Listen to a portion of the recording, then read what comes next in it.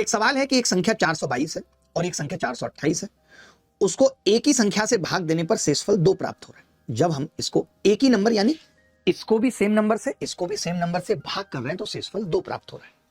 ऐसी कितनी संख्याओं को भाजक के रूप में उपयोग किया जा सकता है जिससे शेषफल 2 प्राप्त हो? जिससे शेषफल 2 प्राप्त हो ऐसी कितनी संख्याएं हो सकती है? बोलो भाई, फटाफट से उत्तर बताना है। पढ़ाई शुरू कर चुके हैं। नताशा आप ले लीजिए ये वाला जूस, बहुत अच्छा टेस्ट है, खाना पचेगा आपका। ठीक है, आया उत्तर किसी का 2 आ रहा है, किसी का 4 आ रहा है।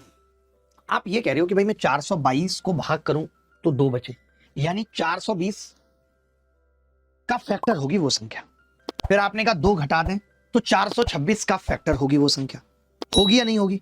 फिर उस सब का हम HCF लें, 2 संख्याओं का। कायदे में सवाल का उत्तर होना चाहिए कि HCF ऑफ 422 माइनस 2 और 428 माइनस 2 उत्तर आ जाना चाहिए। लेकिन हम वो नहीं करेंगे। क्यों नहीं करेंगे मैं आपको बताता हूं।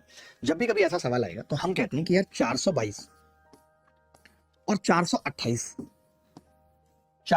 और 428 है, समझना ध्यान से, 422 और 428। तो मैंने कहा कि इन दोनों के बीच का अंतर है 6। जब आप अगर इस 6 से इसको भाग करेंगे, अगर आप 6 से इसको भाग करेंगे तो रिमाइंडर सेम आएगा।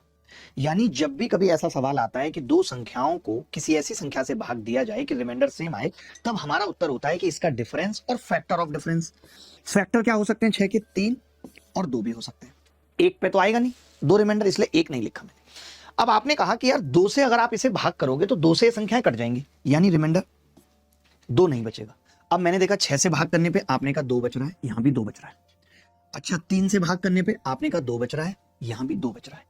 यानी वो 2 नंबर हैं, एक 6 और एक 3, जिनसे भाग करने पे 2 बचेगा। अब आप कहेंगे क्या हमेशा इस सवाल का उत्तर 2 ही होगा अगर अंतर 6 है? तो ऐसा बिल्कुल नहीं है, ऐसा बिल्कुल नहीं है। मान लेते हैं कि सवाल ऐसा होता, कंसेप्ट समझना बहुत जरूरी है।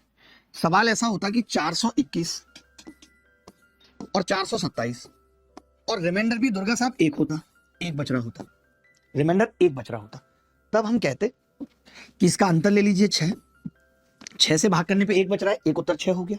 6 का फैक्टर मैंने लिखा 3, 3 से भाग करने पे 1 बच रहा है, ये भी उत्तर हो गया।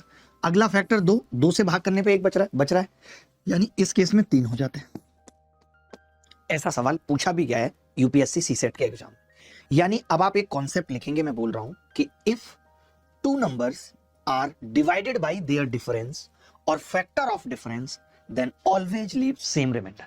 यदि 2 संख्याओं को उनके अंतर या अंतर के किसी गुणनखंड से भाग दिया जाता है तो शेषफल हमेशा समान बचता है।